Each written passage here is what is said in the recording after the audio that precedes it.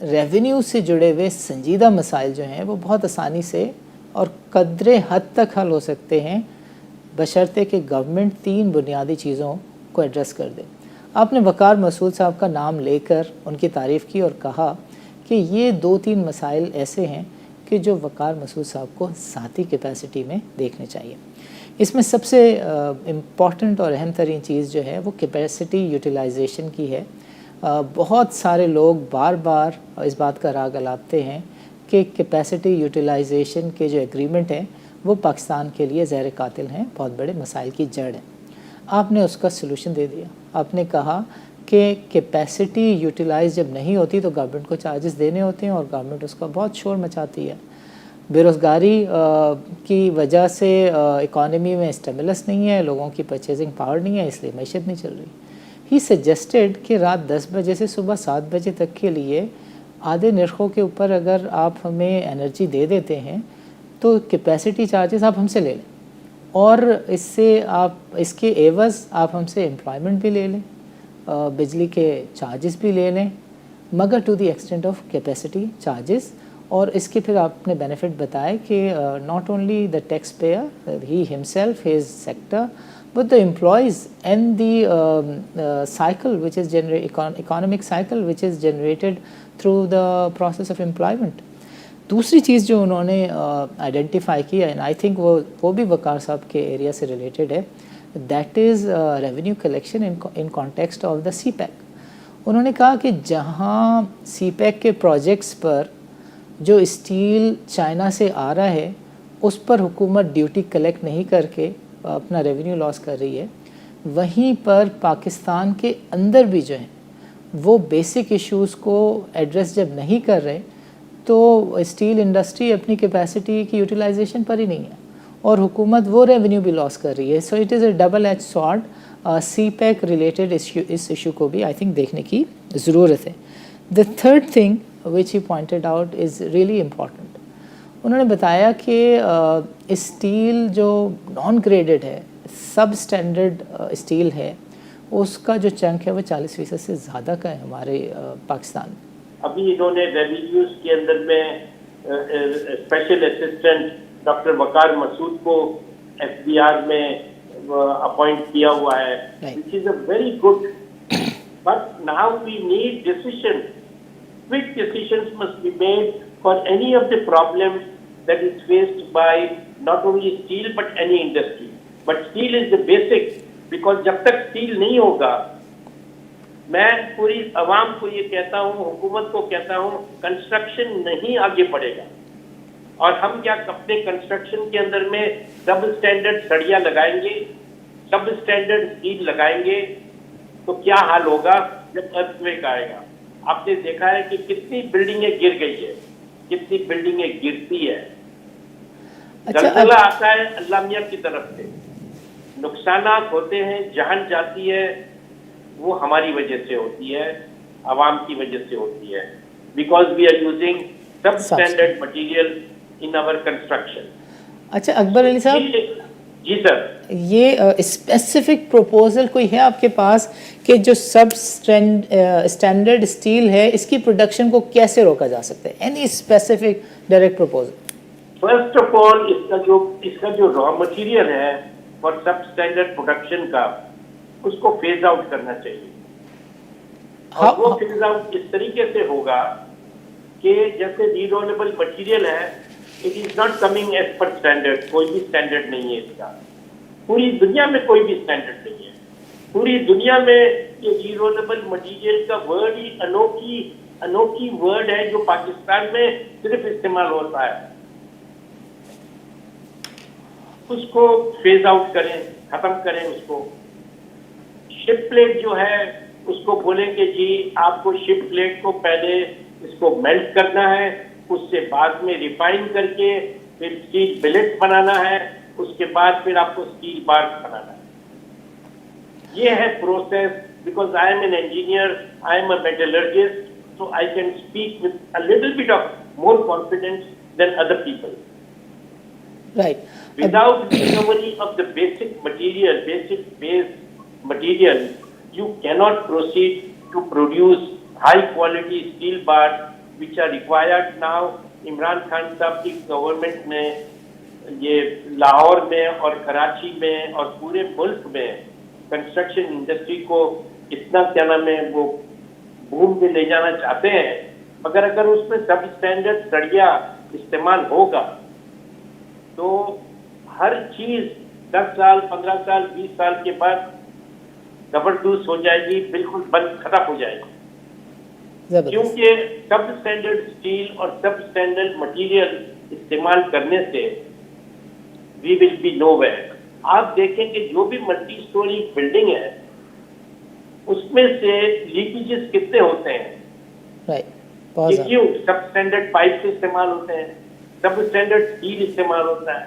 अब सब standard pipe जो है वो इतनी तादाद में बन रहा है which is not according to the standard. उसकी एक वॉल थिकनेस होनी चाहिए अकॉर्डिंग टू द स्टैंडर्ड। वो light, super light and super light series क्योंकि टन के हिसाब से खरीदते हैं और फुट के हिसाब से बेचते हैं।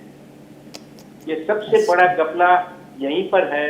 और स्टील इंडस्ट्री का जो कंट्रीब्यूशन है टू द कंस्ट्रक्शन इंडस्ट्री वो डिफिकल्ट हो जाएगा अगर सब स्टैंडर्ड स्टील को, खास करके बार्स को और सरिये को हमने क्या नाम है रोका नहीं तो। अकबर अली साहब ये फरमाइएगा कि गवर्नमेंट, आप कह रहे थे कि बाकी इंडस्ट्रीज की तरह मराद देनी चाहिए, तो हुकूमत ने पावर टैरिफ जो है वो अभी रिड्यूस किया है टू द हाफ, तो ये बताइएगा कि एक तो इसका नोटिफिकेशन आ गया है और दूसरा ये स्टील सेक्टर के लिए भी इक्वली एप्लीकेबल है? देखिए यहाँ तक ये इक्वलाइज किया है पीक और नॉन पीक टैरिफ को, ये बहुत अच्छा स्टेप है। But what I am saying is, and I have requested so many times that के हमारे पावर सेक्टर के अंदर में सर्कुलर डेट है। वो सर्कुलर डेट इसलिए है कि आईपीपी से हम बिजली 24/7 कंज्यूम नहीं कर रहे हैं। तो रात को 10:30 बजे के बाद और सुबह 8 बजे तक अगर कैपेसिटी चार्जेस जो उनको पे करने पड़ते हैं वो कैपेसिटी चार्ज पे आप हमें बिजली दे दें तो हमारी प्रोडक्शन कॉस्ट कम हो जाएगी और प्लस सर्कुलर डेट भी कम हो जाएगा। क्योंकि आप वो सर्कुलर डेट के प्राइस पे आप हमें दे देंगे बिजली और वो बिजली के पैसे सर्कुलर डेट कम होता जाएगा और प्रोडक्शन बढ़ जाएगा। पाकिस्तान में प्रोडक्शन बढ़ जाएगा इसलिए कि कैपेसिटी चार्ज जो है चाहे 30% हो, 40% हो या 50% हो, वो अगर क्या नाम है कम दाम पे बिजली रात को दे दी जाए 10:30 बजे से लेके सुबह 7 या 8 बजे तक एट 50% और 40% डिस्काउंट पे, तो आप देखिए प्रोडक्शन भी बढ़ेगा, क्वालिटी भी बढ़ेगी and there will be large scale employment, large scale रोजगार। क्या नाम है, इतना रोजगार मिलेगा कि लोगों 24 घंटे बेचारे फैक्ट्री के अंदर में आना जाना हो जाएगा, 3 शिफ्ट के अंदर में काम शुरू हो जाएगा। और ये बहुत जरूरी है कि आप ये पैगाम मेरी तरफ से इमरान खान साहब तक पहुंचाएं कि प्लीज रात को 10:30 बजे से लेकर सुबह 7 बजे तक बिजली का दाम कम से कम आधा कर दें, सो दैट आपका कैपेसिटी जो चार्ज है वो आप हमसे ले लीजिए ताकि आपका सर्कुलर डेट कम हो जाए। ज़बरदस्त। अच्छा सर, आखिर में ज़रा हमें कंपटीशन की सिचुएशन बता दें चाइना, इंडिया, बांग्लादेश के साथ। Where does Pakistan stands?